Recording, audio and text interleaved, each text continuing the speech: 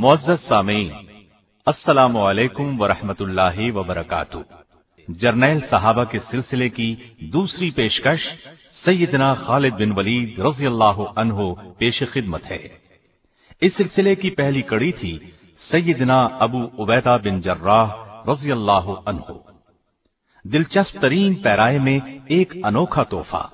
ये तोहफा इसलिए भी इफादियत का हामिल है कि हमारी नौजवान नस्ल को अपने इस्लामी सिपह सालारों के हालात से बआसानी आगाही हो सकेगी।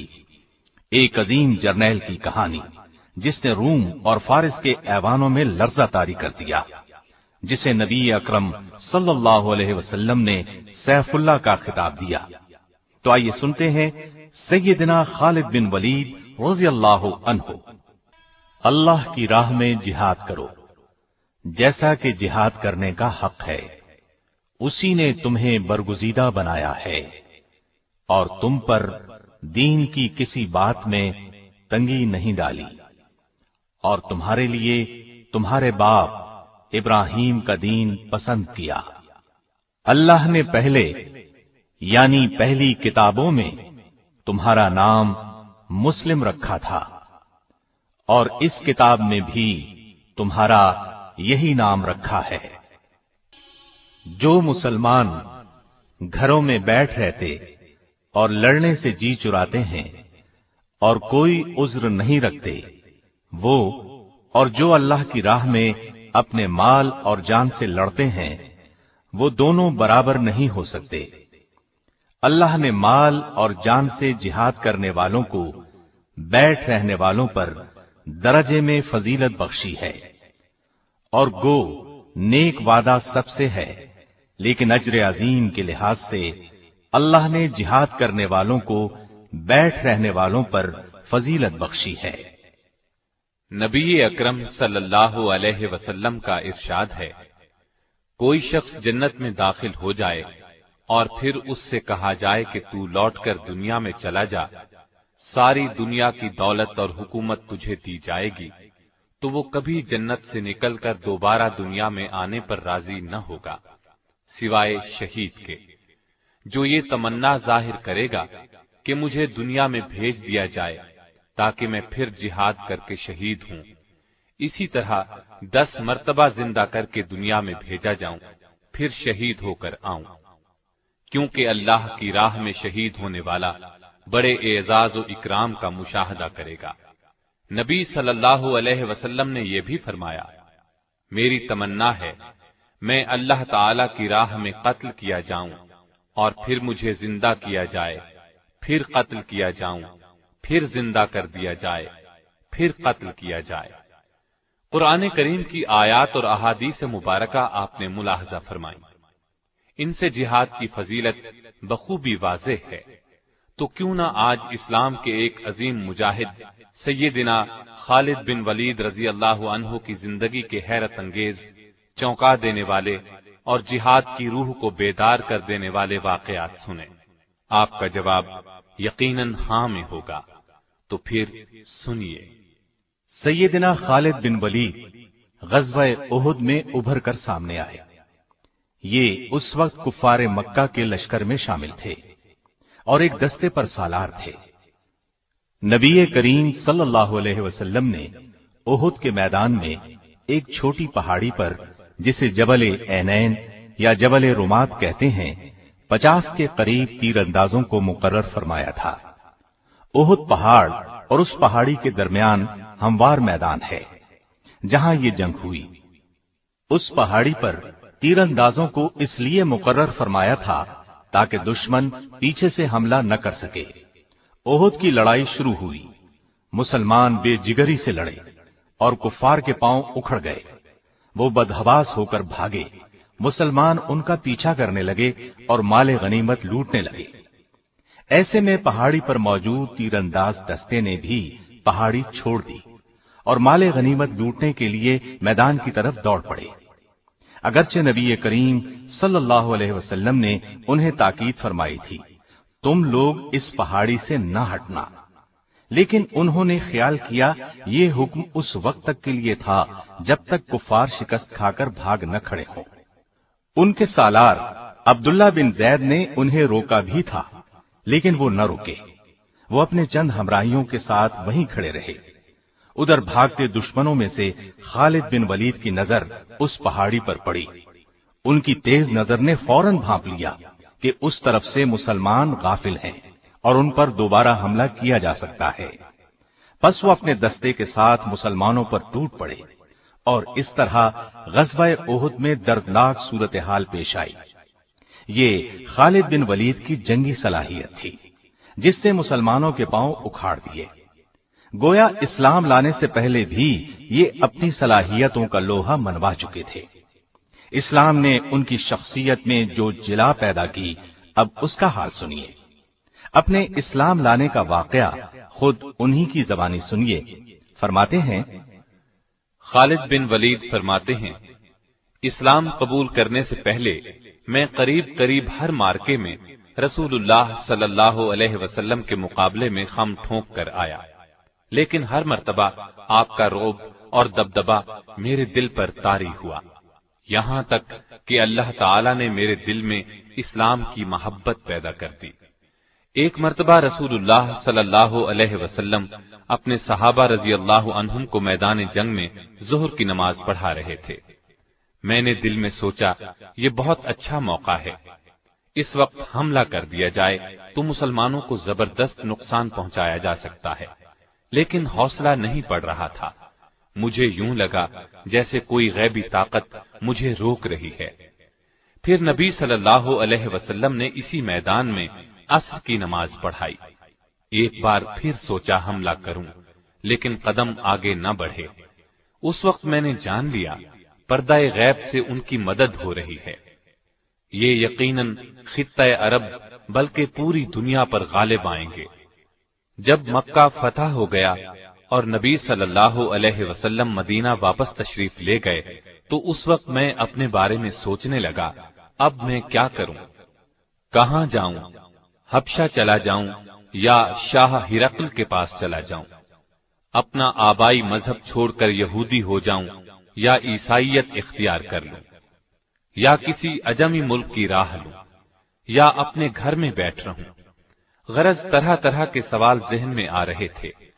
انہی خیالات میں گم تھا کہ مجھے اپنے بھائی کا خط ملا۔ اس نے لکھا تھا، پیارے بھائی، میرے آقا نبی صلی اللہ علیہ وسلم نے ایک دن مجھ سے آپ کے بارے میں پوچھا تھا کہ خالد کہاں ہے؟ تو میں نے عرض کیا کہ اے اللہ کے رسول صلی اللہ علیہ وسلم، ایک دن میں خالد کو ضرور آپ کی خدمت میں لے آؤں گا۔ یہ ہو نہیں سکتا کہ میرا ذہین اور فہیم بھائی اسلام جیسی نعمت سے محروم رہ جائے۔ میں خط کے یہ الفاظ پڑھ کر جھوم اٹھا۔ آپ نے مجھے یاد فرمایا تھا۔ اسی دوران میں نے ایک گہری نیند میں خواب دیکھا۔ کیا دیکھتا ہوں، ایک تنگ و تاریک اور بے آب و گیاہ جگہ سے سرسبز، شاداب اور کھلے میدان کی طرف جا رہا ہوں۔ آنکھ کھلی تو دل میں ایک خوشگوار احساس پیدا ہوا اور میں نے مدینے جانے کا پختہ ارادہ کر لیا۔ ساتھ ہی میں نے خواہش کی کہ مدینے کی طرف جانے کے لیے کوئی ساتھی مل جائے۔ میں نے عثمان بن طلحہ رضی اللہ عنہ سے اپنے دلی ارادے کا ذکر کیا۔ وہ خوشی سے میرے ساتھ چلنے کے لیے تیار ہو گیا۔ آخر ہم روانہ ہوئے۔ دوران سفر عمرو بن عاص رضی اللہ عنہ ملے۔ انہوں نے مجھ سے پوچھا، کہاں جا رہے ہو؟ میں نے بتایا، اسلام کی کشش مجھے مدینے کی طرف کھینچے لے جا رہی ہے۔ پھر میں نے ان سے پوچھا، اور آپ کا ارادہ کہاں کا ہے؟ انہوں نے کہا، یہی جذبہ لے کر میں گھر سے نکلا ہوں۔ اب ہم تینوں ایک ساتھ چل پڑے۔ یکم سفر 8 ہجری کو مدینہ طیبہ میں نبی صلی اللہ علیہ وسلم کی خدمت میں حاضر ہوئے۔ میں نے نہایت ادب اور احترام سے آپ کو سلام کیا۔ آپ نے مسکراتے ہوئے میرے سلام کا جواب دیا۔ میں نے کلمہ پڑھ کر اسلام میں داخل ہونے کا اعلان کیا۔ اس پر رسول اللہ صلی اللہ علیہ وسلم نے فرمایا، خالد، تمہاری دانش اور فہم و فراست کی بنا پر مجھے امید تھی کہ تم ایک دن ضرور اسلام قبول کر لوگے۔ میں نے نبی صلی اللہ علیہ وسلم کے ہاتھ پر بیعت کرتے ہوئے عرض کی، اے اللہ کے رسول، میرے لیے اللہ تعالی سے دعا کریں، میں لوگوں کو تلوار کے ذریعے اسلام سے روکتا رہا ہوں اور مسلمانوں کے لیے طرح طرح کی مشکلات پیدا کرتا رہا ہوں۔ نبی صلی اللہ علیہ وسلم نے میری پریشانی دیکھ کر فرمایا، گھبراؤ نہیں خالد، اسلام قبول کرنے سے دور جاہلیت کے تمام گناہ خود بخود مٹ جاتے ہیں۔ میں نے عرض کیا، اس کے باوجود میری درخواست ہے، آپ میرے حق میں ضرور دعا کریں۔ چنانچہ نبی صلی اللہ علیہ وسلم نے میرے لیے دعا فرمائی، الہی خالد بن ولید کو بخش دے، الہی خالد بن ولید پر رحم فرما، الہی اس کی جملہ خطائیں معاف فرما، بلا شبہ تو بخشنے والا مہربان ہے۔ خالد بن ولید فرماتے ہیں، میں نے اپنا خواب ابو بکر رضی اللہ عنہ کو سنایا تو انہوں نے تعبیر بیان کرتے ہوئے فرمایا، تنگ و تاریک جگہ سے مراد کفر و شرک کی زندگی ہے اور سرسبز شاداب میدان سے مراد اسلام ہے۔ اللہ تعالی آپ کو کفر کی تاریکیوں سے اسلام کے وسیع اور روشن میدان کی طرف لے آیا ہے۔ اسلام قبول کرنا آپ کو مبارک ہو۔ خالد بن ولید کسی خوف یا لالچ کی بنیاد پر اسلام میں داخل نہیں ہوئے تھے۔ نبی کریم صلی اللہ علیہ وسلم کی شخصیت نے انہیں متاثر کیا تھا۔ اسلام کی عظمت ان کے دل میں گھر کر گئی تھی۔ انہوں نے جب تک اسلام قبول نہیں کیا تھا اس وقت تک یہ مسلمانوں کے خطرناک دشمن تھے۔ غزوہ احد کی مثال ہمارے سامنے ہے، لیکن جب یہی جمع سال مرد میدان اسلام کے پرچم تلے آئے تو ہر موقع پر انہوں نے سچے دل اور خلوص نیت کے ساتھ اسلام کے لیے تن من اور دھن کی بازی لگائی۔ انہوں نے اپنی پوری زندگی حق کی خاطر لڑتے ہوئے گزاری۔ ان کی زندگی میں بعض بہت مشکل لمحات بھی آئے، لیکن ہر مرحلے پر انہوں نے خوف اور نا امیدی کو اپنے قریب نہیں آنے دیا۔ انہوں نے جنگی تاریخ میں ایسے کارنامے انجام دیے کہ دنیا دنگ رہ گئی۔ آپ کی جرت، شجاعت اور عظمت کا اعتراف دشمن نے بھی کیا ہے۔ جرمن فوج کے سپہ سالار سے جب پوچھا گیا آپ کی کامیابی کا راز کیا ہے تو اس نے فوراً کہا، میں میدان جنگ میں مسلم جرنیل خالد بن ولید کے طریقے اپناتا ہوں۔ اس میں کوئی شک نہیں کہ خالد بن ولید ایک مدبر سپہ سالار تھے۔ یہی وجہ تھی کہ قیصر و کسریٰ ان کے قدموں میں آ گرے۔ روم اور فارس کے جنگی وسائل ان کے راستے میں کوئی رکاوٹ نہ بن سکے۔ ابتدا سے لے کر آخر تک ہر مارکہ حق و باطل میں فتوحات نے ان کے قدم چومے اور شکست کسی بھی میدان میں ان کے نزدیک نہ پھٹک سکی۔ غزوہ موتا میں تو ان کے جوہر کھل کر سامنے آ گئے۔ ہوا یوں کہ نبی کریم صلی اللہ علیہ وسلم نے اپنے ایک جان نثار صحابی سیدنا حارث بن عمیر ازدی رضی اللہ عنہ کو خط دے کر وادی بصرہ کے حکمران حارث بن ابی شمر غسانی کی طرف روانہ کیا۔ ابھی وہ شام کے صوبے بلقا کی موتا نامی بستی میں پہنچے تھے کہ صوبے کے گورنر شرابیل بن عمرو غسانی کو ان کی آمد کی اطلاع ہو گئی۔ اس نے انہیں گرفتار کر کے بے دردی سے شہید کر دیا۔ یہ غمناک خبر جب نبی کریم صلی اللہ علیہ وسلم تک پہنچی تو آپ بہت رنجیدہ ہوئے۔ اس کے علاوہ 15 صحابہ پر مشتمل ایک تبلیغی جماعت سرزمین شام میں مصروف تھی۔ ان تمام صحابہ کو دھوکہ دے کر بے دردی سے شہید کر دیا گیا۔ انہی ایام میں شاہ روم نے مدینہ منورہ پر چڑھائی کی دھمکی دی۔ ان تمام اسباب کی وجہ سے نبی اکرم صلی اللہ علیہ وسلم نے سیدنا زید بن حارثہ کی قیادت میں ایک لشکر روانہ کیا اور ساتھ ہی ارشاد فرمایا کہ اگر جنگ کے دوران زید شہید ہو جائیں تو جعفر بن ابی طالب کو سپہ سالار بنایا جائے، وہ شہید ہو جائیں تو عبداللہ بن رواحہ کو قائد بنایا جائے، وہ بھی شہید ہو جائیں تو مجاہدین اپنی مرضی سے قائد منتخب کر لیں۔ نبی کریم صلی اللہ علیہ وسلم نے لشکر کے لیے سفید رنگ کا پرچم بنایا اور سیدنا زید بن حارثہ کے حوالے کیا۔ لشکر کو آپ نے یہ وصیت کی کہ جس مقام پر حارث بن عمیر ازدی شہید ہوئے وہاں پڑاؤ کریں اور اللہ سے مدد طلب کرتے ہوئے ڈٹ کر دشمن کا مقابلہ کریں، اور دیکھنا کسی سے بدعہدی نہ کرنا، نہ خیانت کرنا، کسی بچے، بوڑھے یا عورت کو قتل نہ کرنا، اور نہ کسی گوشہ نشین راہب کی گردن اڑانا، کسی عمارت کو منہدم کرنا، نہ کوئی درخت کاٹنا۔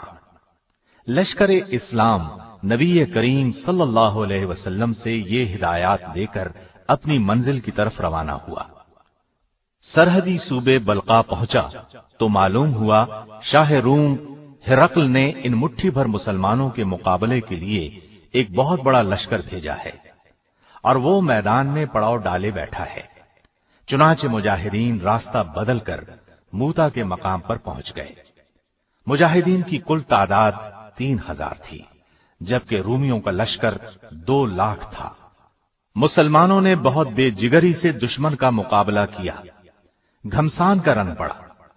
سیدنا زید بن حارثہ نے اپنی قائدانہ ذمہ داری کا احساس کرتے ہوئے بہت زوردار حملہ کیا، اپنی مٹھی بھر فوج کے ساتھ چاروں طرف سے دشمن پر ٹوٹ پڑے، دشمن کی صفوں کو چیرتے ہوئے آگے ہی بڑھتے چلے گئے، یہاں تک کہ دیوانہ وار لڑتے ہوئے، بہادری کے جوہر دکھاتے ہوئے اور دشمن کو گاجر مولی کی طرح کاٹتے ہوئے بالآخر شہید ہو گئے۔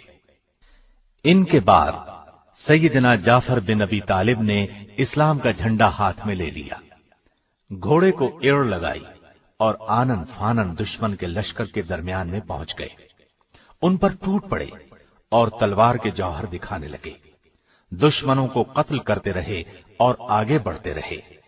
ایک دشمن کے وار سے دایاں بازو کٹ گیا تو جھنڈا بائیں بازو میں پکڑ لیا، دشمن نے بایاں بازو بھی کاٹ دیا۔ آپ نے جھنڈے کو اپنے بچے کھچے بازوؤں کے سہارے سنبھالے رکھا، گرنے نہیں دیا۔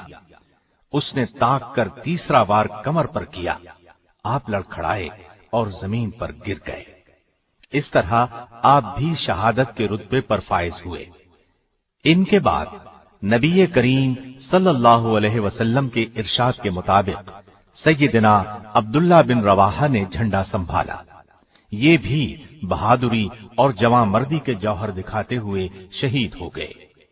مسلسل 3 جرنیلوں کی شہادت کے بعد مسلمانوں کے حوصلے پست ہوتے محسوس ہوئے۔ لشکر اسلام کا جھنڈا گر چکا تھا، ہر طرف پریشانی کا عالم طاری تھا، مجاہدین یوں بھی تعداد میں بہت کم تھے۔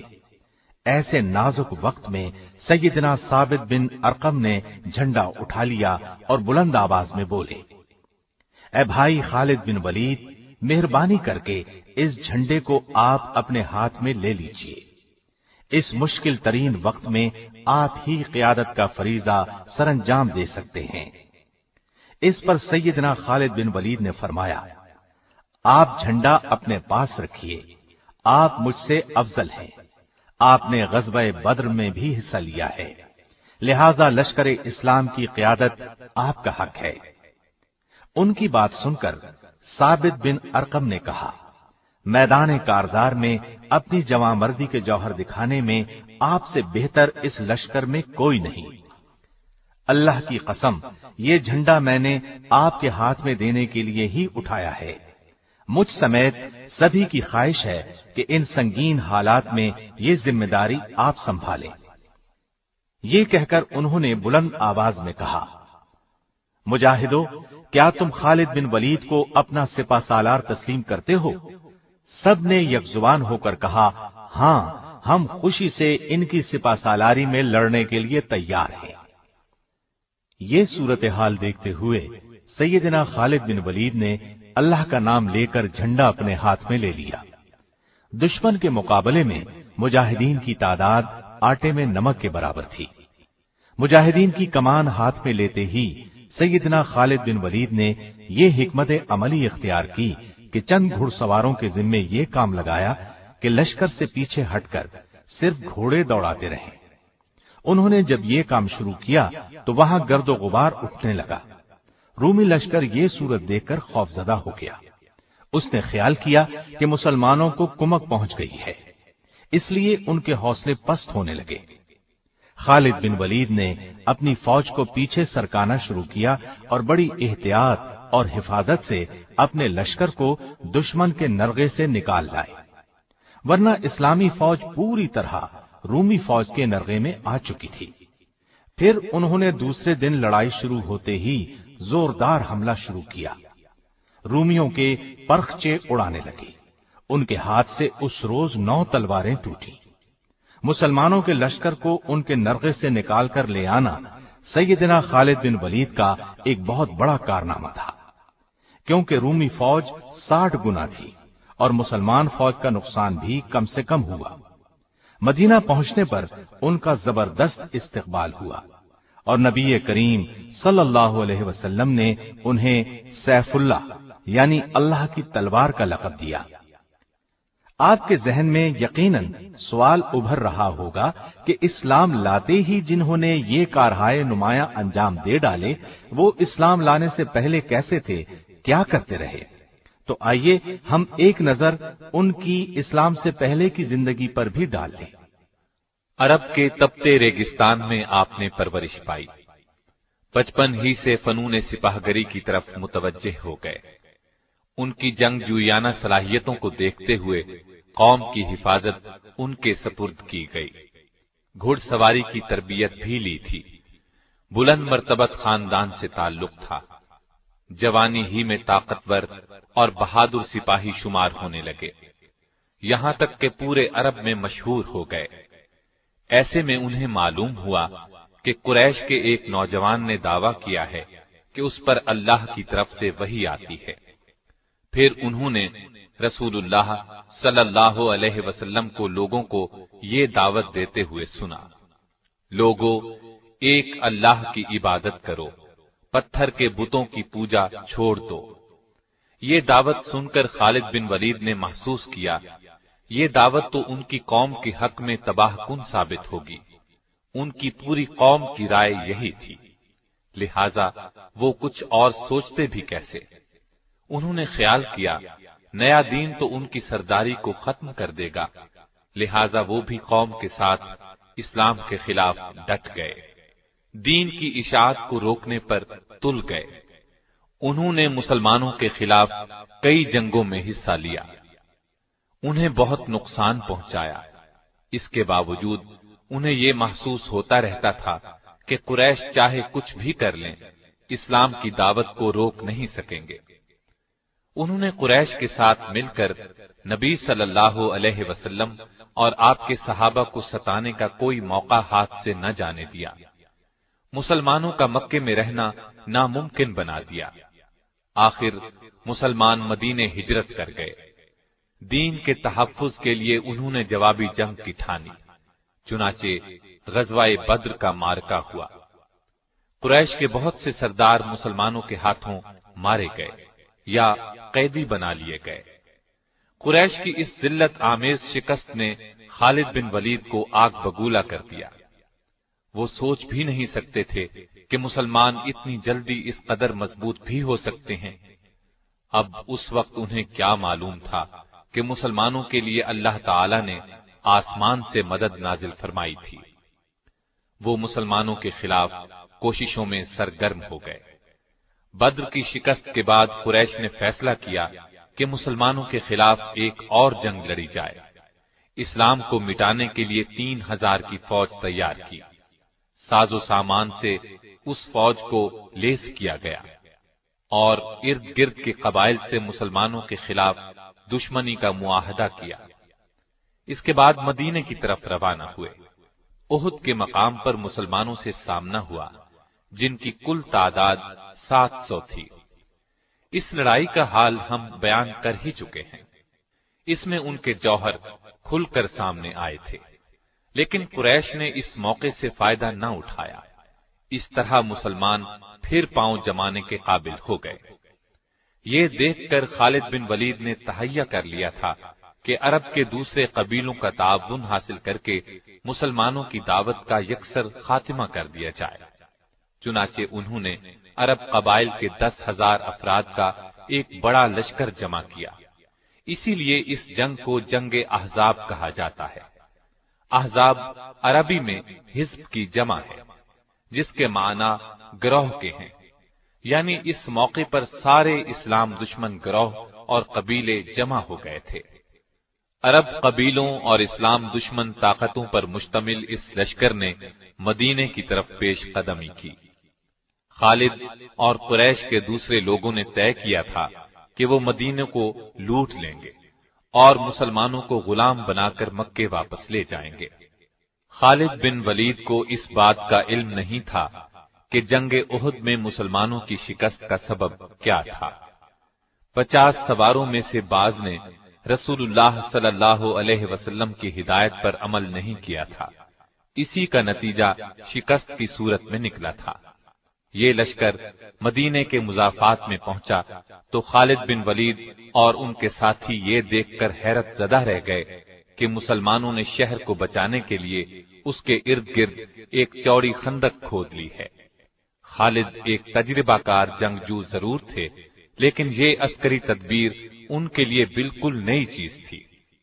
ان لوگوں نے بار بار خندق پار کرنے کی کوشش کی، لیکن ہر بار ناکام ہوئے۔ مسلمان پوری طرح چوکس تھے۔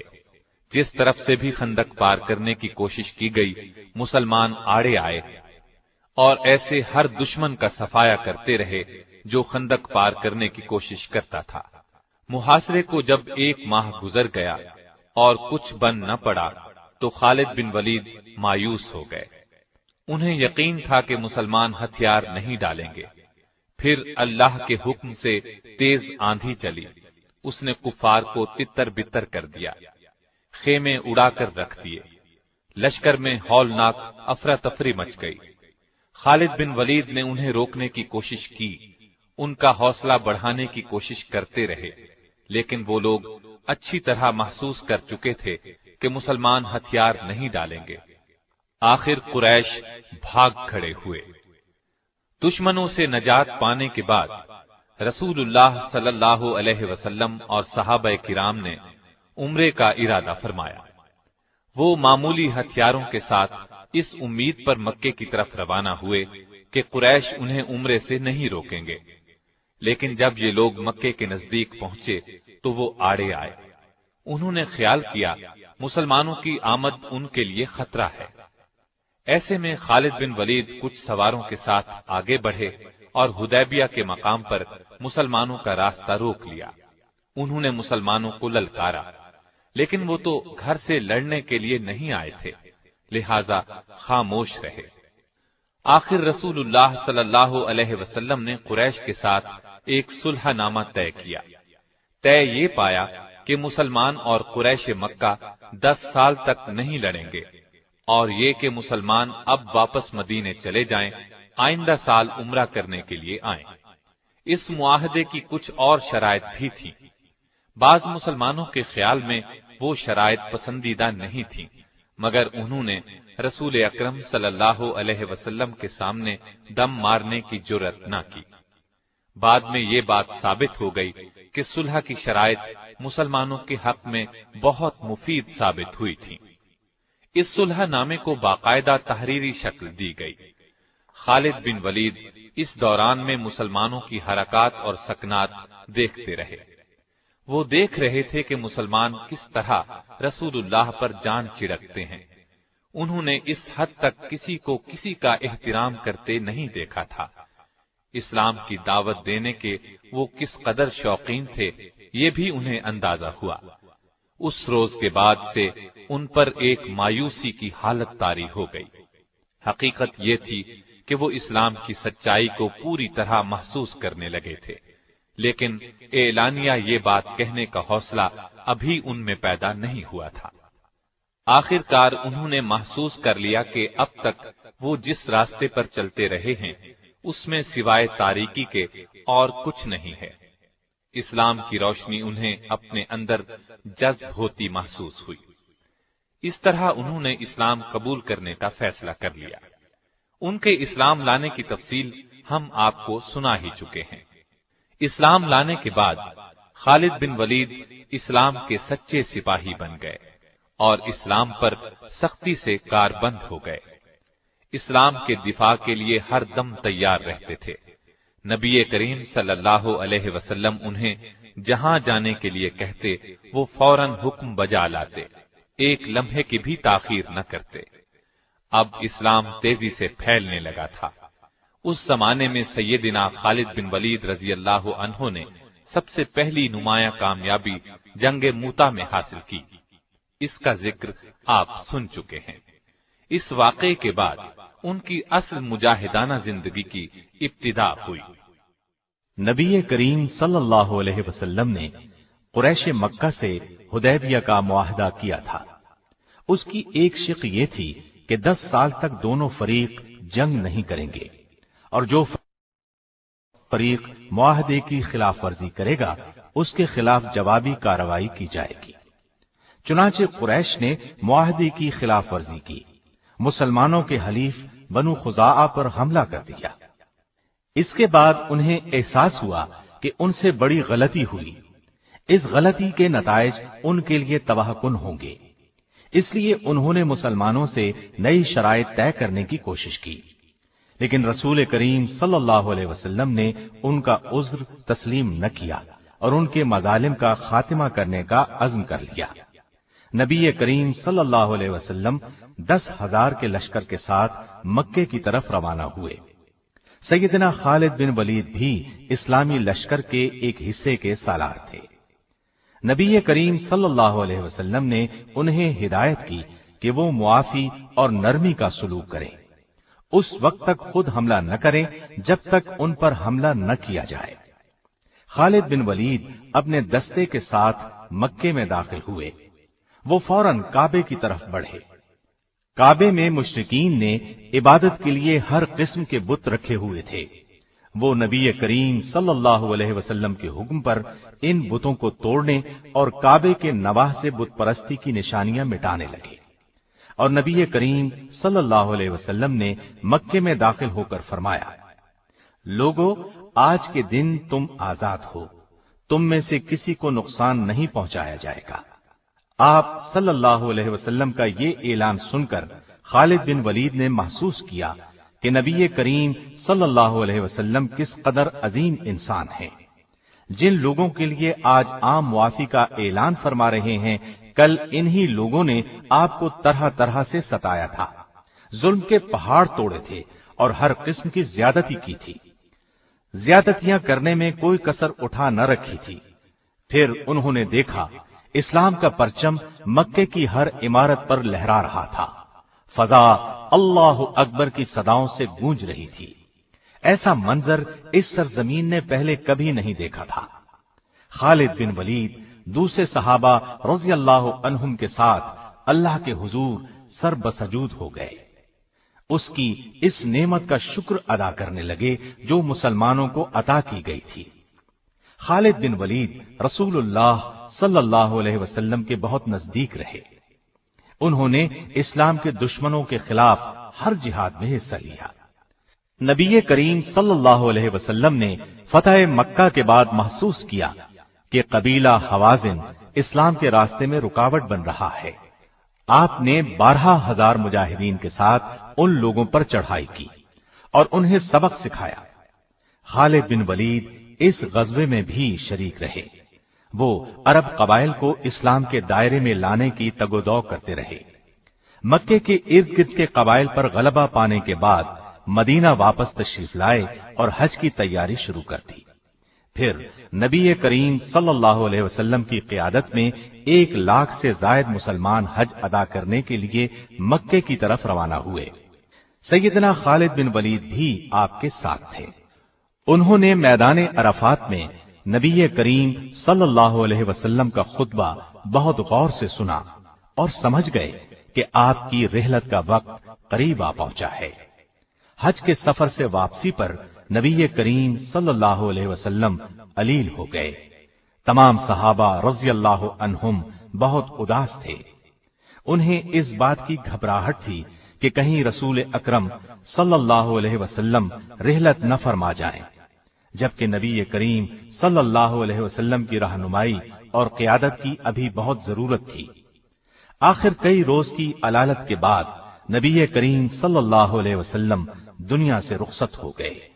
इन्ना लिल्लाहि व इन्ना इलैहि राजिऊन। सहाबा पर गम का पहाड़ टूट पड़ा। खालिद बिन वलीद भी दूसरों की तरह बहुत गमजदा थे।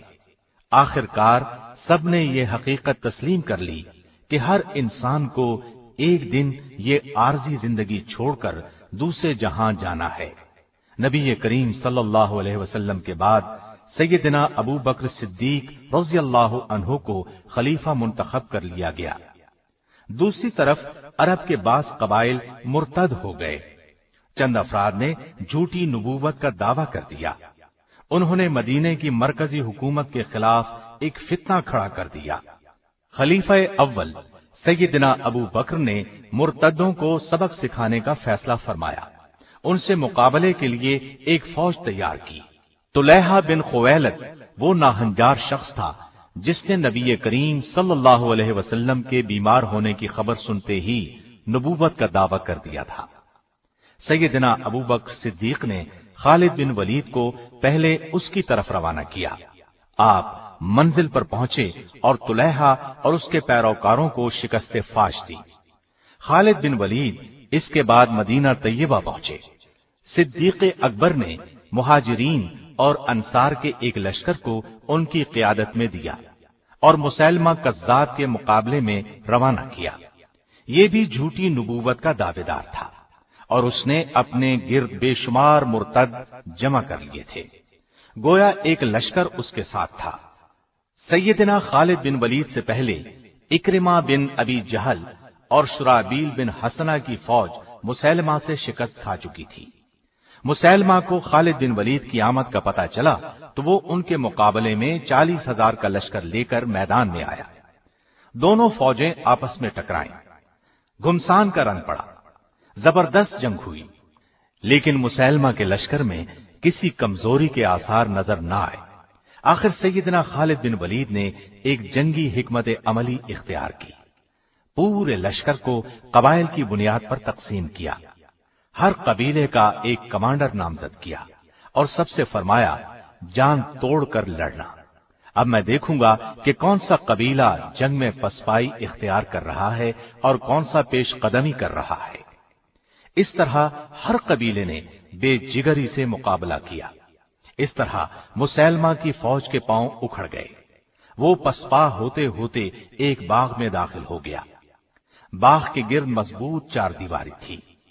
अंदर दाखिल होते ही मुर्तदों ने बाग का दरवाजा बंद कर लिया। दरवाजा इंतहाई मजबूत था, उसको तोड़ना आसान नहीं था। दूसरी तरफ दीवार बहुत ऊंची थी, उसको फलांग जाना भी मुमकिन नहीं था। मुसलमानों ने बाग को चारों तरफ से घेर दिया और दरवाजा तोड़ने की कोशिश की, लेकिन दरवाजा न टूटा।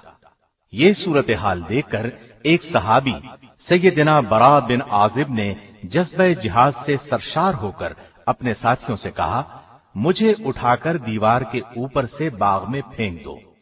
मुसलमानों ने ऐसा ही किया। उनको हाथों और पैरों से पकड़कर झूला दिया और उछाल दिया। ये दीवार के ऊपर से होते हुए ऐन दरवाजे के दूसरी तरफ बाग के अंदर गिरे। ये निडर, फुर्तीला, बहादुर, जफाकश और जांबाज सहाबी फजा में लहराता बाग में गिरा तो मुसैलमा की फौज में भगदड़ मच गई। उन्होंने ख्याल किया कि न जाने आसमान से क्या बला नाजिल हुई है, लेकिन सैयदना बरा बिन आजिब ने फौरन दरवाजा खोल दिया। दरवाजे का खुलना था कि लश्कर इस्लाम नारे तकबीर लगाता हुआ दुश्मन पर टूट पड़ा। एक बार फिर घुमसान की लड़ाई शुरू हो गई। मुसैलमा कज़्ज़ाब वाशी बिन हर्ब के हाथों मारा गया। ये वही वाशी बिन हर्ब हैं जिनके हाथों ग़ज़वा उहुद में सैयदना हमजा रज़ियल्लाहु अन्हु नबी करीम सल्लल्लाहु अलैहि वसल्लम के प्यारे चचा ने जामे शहादत नोश फरमाया था। इसके बाद ये वाशी बिन हर्ब मुसलमान हो गए थे और आज उनके हाथों इस्लाम का ये बदतरीन दुश्मन अपने अंजाम को पहुंचा। इसके अलावा उसकी फौज के करीबन 1000 अफराद भी मारे गए। बाग के अंदर हर तरफ लाशें दिखाई दे रही थीं। इसके बाद उस बाग का नाम हदीक़तुल मौत यानी मौत का बागीचा मशहूर हो गया। इस जंग को जंग यमामा कहा जाता है। सरजमीन इराक पर सैयदना खालिद बिन वलीद की क़ियादत में पहली जंग ज़ातुस्सलासिल लड़ी गई। इसे जंग हुज़ैर भी कहा जाता है। हुज़ैर खलीज फारिस के करीब वाक़े है। मदीने से बसरा जाते हुए पहले हुज़ैर आता है। यहाँ का हाकिम हुर्मुज था। ये ईरान की हुकूमत के मातहत था। उसकी टोपी में हीरे जड़े हुए थे। सैयदना खालिद बिन वलीद 10,000 मुजाहिदीन के साथ इराक की जानिब रवाना हुए। इराक की सरहद पर पहुंचे तो सैयदना मुसन्ना बिन हारिसा 8,000 मुजाहिदीन के साथ उनसे आ मिले। अब खालिद बिन वलीद ने लश्कर को 3 हिस्सों में तकसीम किया। एक हिस्से का सालार मुसन्ना बिन हारिसा को, दूसरे का अदी बिन हातिम को मुकर्रर किया, तीसरे हिस्से की क़ियादत खुद अपने हाथ में ली। उधर हुर्मुज ने अपनी फौज की सफबंदी इस तरह की कि दाएं और बाएं हिस्से पर शाही खानदानों के जफाकश शहजादे बतौर सालार मुकर्रर किए। मैदान जंग में जमे रहने के लिए तमाम फौजी जवानों ने अपने आप को जंजीरों में बांध लिया। अरबी में जंजीरों को सलासिल कहते हैं।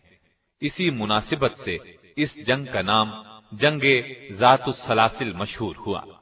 जंग शुरू करने से पहले सैयदना खालिद बिन वलीद ने ईरानियों को इस्लाम की दावत दी। उनके इनकार पर आखिर जंग का आगाज हुआ।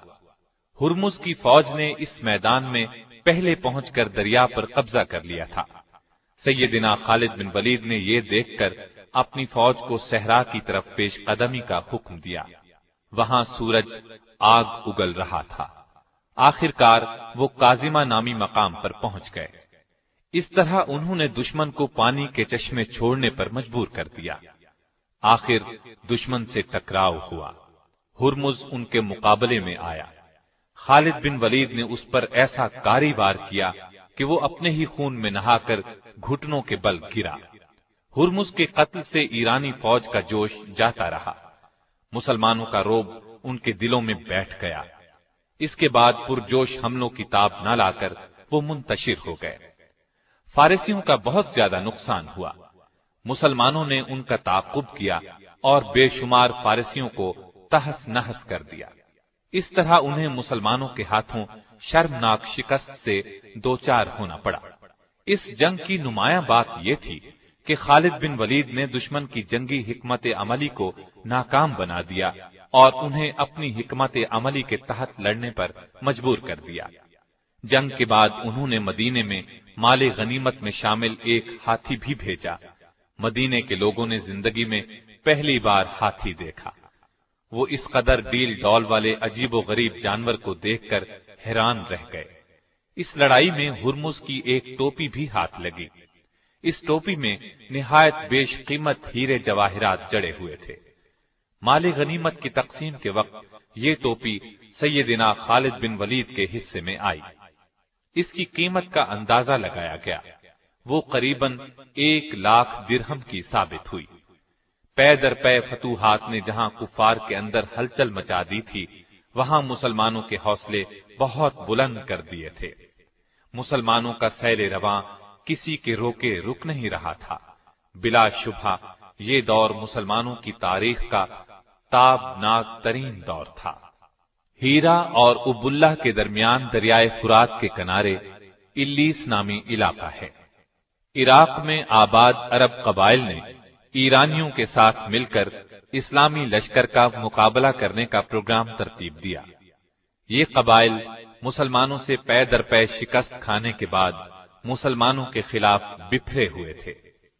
चुनाचे इस इलाके में जमा हुए। उधर सैयदना खालिद बिन वलीद ने इस मकाम पर पहुंचकर दुश्मन पर हमला किया। दुश्मन के लश्कर में नामी गिरामी शाहसवार मालिक बिन कैस मौजूद था। वो आपके मुकाबले पर आया। आपने एक ही वार में उसे ढेर कर दिया। ये मंजर देखकर दुश्मन फौज पर हैबत तारी हो गई। लश्कर के लिए खाना तैयार था, लेकिन उन पर ऐसा खौफ तारी हुआ कि खाना मैदान में छोड़कर भाग निकले। इस खाने में सफेद चपातियां थीं, जिनसे मुसलमान नाआशना थे। उन्होंने ऐसा खाना पहली मर्तबा देखा था। मुसलमानों ने भागते हुए दुश्मन का ताक़ुब किया और उन्हें काटते चले गए। इस लड़ाई को जंग इल्लीस कहते हैं। काफिरों के 70,000 के करीब आदमी मारे गए। इसके बाद सैयदना खालिद बिन वलीद हीरा की तरफ मुतवज्जे हुए। अरब कबाइल को काबू में रखने के लिए जरूरी था कि हीरा पर कब्जा किया जाए। इसलिए इस अजीम जर्नैल ने हीरा का रुख किया। ये इलाका भी दरियाए फुरात के किनारे वाक़ था। सैयदना खालिद बिन वलीद ने कश्तियों के जरिए रास्ता तय किया। उधर हीरा के गवर्नर को इस्लामी लश्कर की पेश कदमी का इल्म हुआ। उसने अपने बेटे की कमान में बहुत से जंगजू रवाना किए ताकि मुसलमानों की पेश कदमी को हीरा से पहले ही रोक दिया जाए। गवर्नर का बेटा खालिद बिन वलीद के मुकाबले में आया। वो उनके हाथों कत्ल हुआ। बेटे के कत्ल की खबर सुनकर गवर्नर घबरा गया और किले में बंद हो गया। हीरा में बहुत मजबूत और आलीशान किले तामीर किए गए थे ताकि जरूरत के वक्त उनको अपनी हिफाजत के लिए काम में लाया जाए। लिहाजा अहले हीरा मुजाहिदीन से खौफजदा होकर किले में चले गए। मुजाहिदीन ने भी किले का मुहासरा कर लिया। एक दिन और एक रात मुहासरा जारी रहा। आखिर किसी तरह चंद मुजाहिदीन किले में दाखिल हो गए। अहले हीरा पहले ही हौसला हार चुके थे, इसलिए सुलह पर आमादा हो गए। उन्होंने सालाना 1,90,000 दिरहम जिज़िया अदा करना कबूल किया और ये भी तय हुआ कि अहले हीरा मुजाहिदीन के लिए ईरान के खिलाफ जासूसी की खिदमात अंजाम देंगे। तय पाया कि मुजाहिदीन उनकी इबादतगाहों को कोई नुकसान नहीं पहुंचाएंगे। सैयदना खालिद बिन वलीद ने 1 साल हीरा में क़याम किया। इस 1 साल के अरसे में इर्द गिर्द फौजी दस्ते भेजकर नुमाया कामयाबियां हासिल की। सैयदना खालिद बिन वलीद की देरीना ख्वाहिश थी कि इस्लामी रियासत की शिमाली सरहदों पर रोमियों का कला कमा किया जाए। चुनाचे उन्होंने 36,000 का लश्कर जमा किया। दिलेर और तजर्बाकार सालारों को उसकी क़ियादत सौंपी। लश्कर को कई दस्तों में तकसीम किया। उन्हें हुक्म दिया कि अलग अलग दस्तों की सूरत में आगे बढ़ें और यरमूक के मकाम पर जा मिलें। इस्लामी लश्कर जब तयशुदा प्रोग्राम के मुताबिक यरमूक के मकाम पर जमा हुआ तो पता चला कि उनके मुकाबले में 2 लाख का लश्कर सफारा हो चुका है। इस्लामी लश्कर के सालारों ने आपस में मशवरा किया और इस नतीजे पर पहुंचे कि दानिशमंदी का तकाजा ये है कि खलीफा को इस सूरत हाल की इत्तला दी जाए। मदीने में सैयदना अबू बकर सिद्दीक को सूरत हाल का इल्म हुआ तो उन्होंने खालिद बिन वलीद की तरफ कासिद रवाना किया। वो उस वक्त इराक के महाज पर थे। कासिद के जरिए उन्हें खलीफा का पैगाम मिला कि वो शाम पहुंचकर रूमियों के खिलाफ इस्लामी लश्कर की क़ियादत करे। खालिद बिन वलीद रवाना हो गए। उनका सफर बहुत मुश्किल था। सहरा में से सफर करते हुए वो अपने 8,000 सिपाहियों के साथ आखिर यरमूक में मौजूद इस्लामी लश्कर से जा मिले। उन्होंने एहतियात से सूरत हाल का जायजा लिया। लड़ाई का बाकायदा मंसूबा तैयार किया। उन्होंने देखा कि इस्लामी लश्कर 4 सालारों के तहत बटा हुआ है। इस वजह से एक मुत्तहिदा जंग लड़ना मुश्किल होगा। उन्होंने सालारों से मशवरा किया।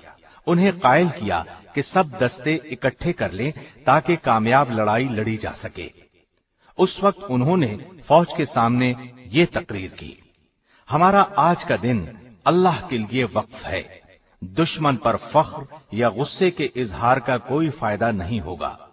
इखलास के साथ इस जिहाद में हिस्सा लो और अल्लाह की खुशनूदी के हकदार बन जाओ। अपने साथियों से उन्होंने ये दरखास्त की कि पहले रोज फौज की कमान उन्हें संभालने दी जाए। सब सालार उनकी कमान पर रजामंद हो गए। जंग शुरू होने से पहले रूमी सालार हामान ने खालिद बिन वलीद से मुलाकात की ख्वाहिश जाहिर की। वो मुलाकात के लिए तैयार हो गए। हामान ने उनसे कहा, हमारे इल्म में ये बात आई है कि तुम गुर्बत की वजह से अपने मुल्क से निकल आए हो। तुम चाहो तो मैं तुम में से हर एक को 10 दीनार कपड़े और खुराक दे सकता हूं। शर्त यह है कि अपने मुल्क में वापस चले जाओ। अगले साल भी मैं तुम्हें इसी कदर इनाम दूंगा। اس کی بات سنکر خالد بن ولید نے کہا، یہ غربت نہیں جو ہمیں یہاں لائی ہے، بلکہ ہم تو تمہارا خون پینا چاہتے ہیں۔ ہمیں بتایا گیا ہے کہ تمہارا خون لذیذ ترین ہے۔ یہ کہہ کر خالد بن ولید اپنی فوج میں واپس آئے۔ انہوں نے میدان جنگ کا جائزہ لیا اور رومیوں کے لشکر جرار کا مقابلہ کرنے کے لیے اپنی فوج کو دستوں میں تقسیم کر کے صف بندی کی۔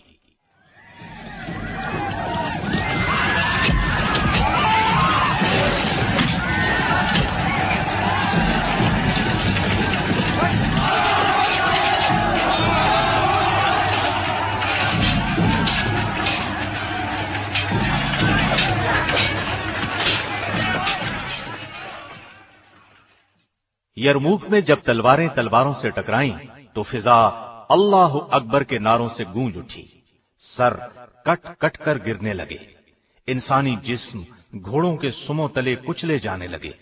دونوں فوجیں سارا دن لڑتی رہیں، شام کو اپنے پڑاؤ میں چلی گئیں۔ دوسرے دن اسلامی لشکر نے رومی فوج کے قلب پر حملہ کیا اور ان کی صفیں درہم برہم کر دی۔ بلاخر رومیوں کے پاؤں اکھڑ گئے، انہوں نے پیٹھ دکھائی اور بھاگنے لگے۔ مسلمانوں نے تعاقب کیا اور انہیں گاجر مولی کی طرح کاٹتے چلے گئے۔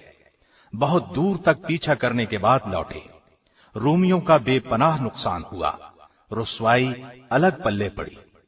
یہ بات بھی نہیں کہ خالد بن ولید صرف ایک جنگجو تھے، وہ اسلام کی عظمت کا ایک نشان بھی تھے، سچے مسلمان تھے، صرف اللہ کی رضا کے لیے ہر کام کرتے تھے۔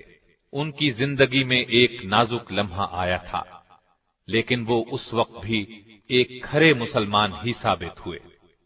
یرموک کی یہ لڑائی ہو رہی تھی، جنگ کا میدان گرم تھا۔ ایسے میں مدینے سے ایک قاصد آ پہنچا۔ اس نے لشکر میں موجود سیدنا ابو عبیدہ بن جراح کو خبر دی کہ رسول اللہ صلی اللہ علیہ وسلم کے خلیفہ ابو بکر صدیق رضی اللہ عنہ انتقال کر گئے ہیں اور سیدنا عمر بن خطاب مسلمانوں کے خلیفہ منتخب ہوئے ہیں۔ انہوں نے خالد بن ولید کو لشکر کی کمان سے معزول کر دیا اور آپ کو ان کی جگہ سپہ سالار مقرر کیا ہے۔ سیدنا ابو عبیدہ نے خط اس وقت تک خفیہ رکھا جب تک کہ جنگ ختم نہ ہو گئی۔ جنگ کے ختم ہونے پر وہ سپہ سالار کے پاس گئے، وہ خط انہیں دیا۔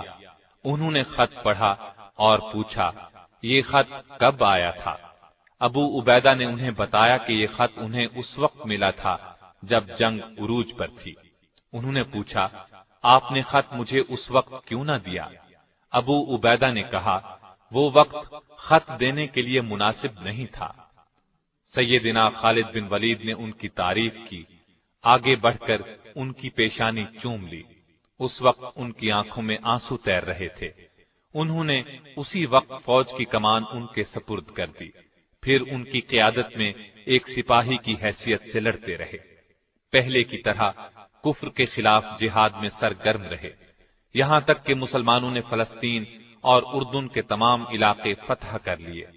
انہوں نے رومیوں کو ان علاقوں سے نکال باہر کیا۔ رومی بادشاہ ہرقل کو اپنی فوج کی عبرتناک شکست کی خبر ملی تو وہ اپنے فوجی پڑاؤ ہمس کو چھوڑ کر واپس قسطنطنیہ چلا گیا۔ اس نے شام کو ہمیشہ کے لیے خیر باد کہہ دیا۔ یرموک کی لڑائی میں ایک دلچسپ واقعہ یہ پیش آیا کہ ایک رومی جرنیل جرجا نے سیدنا خالد بن ولید سے کہا ایک بات تو بتاؤ، کیا تمہارے نبی پر آسمان سے کوئی تلوار نازل ہوئی تھی جو انہوں نے تمہارے ہاتھ میں تھما دی اور تمہیں سیف اللہ کہا جانے لگا؟ اس پر سیدنا خالد بن ولید نے فرمایا اللہ تعالیٰ نے ہماری رہنمائی کے لیے ایک رسول بھیجا، ہم میں سے بعض نے ان کی تصدیق کی اور دل و جان سے ان کا ساتھ دیا، ان کی محبت کا دم بھرا، ان کے ہر حکم کے سامنے سر جھکا دیا، جبکہ بعض نے ان کی مخالفت پر کمر باندھ لی۔ پہلے میں بھی ایسے لوگوں میں شامل تھا، پھر اللہ تعالیٰ نے میرا دل اسلام کی طرف مائل کر دیا، میں رسول اللہ صلی اللہ علیہ وسلم کے دست مبارک پر بیعت کر کے دائرہ اسلام میں داخل ہو گیا۔ ایک موقع پر اللہ کے رسول صلی اللہ علیہ وسلم نے فرمایا، خالد تو اللہ کی تلوار ہے، تجھے اللہ نے کافروں کا قلع قمع کرنے کے لیے بنایا ہے۔ سو اس طرح میرا نام سیف اللہ مشہور ہو گیا۔ رومی جرنیل حامان نے پوچھا، تم کس چیز کی طرف دعوت دیتے ہو؟ انہوں نے جواب دیا، ہم اللہ کی توحید اور اس کی عبادت کی طرف بلاتے ہیں۔ اس نے پھر پوچھا، اگر آج کوئی شخص اسلام لے آئے تو کیا وہ اجر اور ثواب میں تمہارے درجے اور مقام کو پہنچ سکتا ہے؟ یہ سن کر خالد بن ولید نے فرمایا، یقیناً مجھ سے بھی 2 ہاتھ آگے بڑھ سکتا ہے۔ یہ سن کر رومی جرنیل نے فوراً کہا، تب پھر مجھے بھی مسلمان کر لیں۔ خالد بن ولید کو اس کی بات سن کر بہت خوشی ہوئی، اسے غسل کرنے کی ہدایت دی۔ غسل کے بعد اسے کلمہ شہادت پڑھایا۔ اس نے 2 رکعت نماز ادا کی، اپنی فوج پر لعنت بھیجی، پھر اسلامی لشکر میں شامل ہو کر بے جگری سے لڑتا رہا، یہاں تک کہ جام شہادت نوش کر گیا۔ اسلام قبول کرنے کے بعد اس نے بس یہی 2 رکعت ادا کی۔ عجیب خوش قسمت انسان تھا۔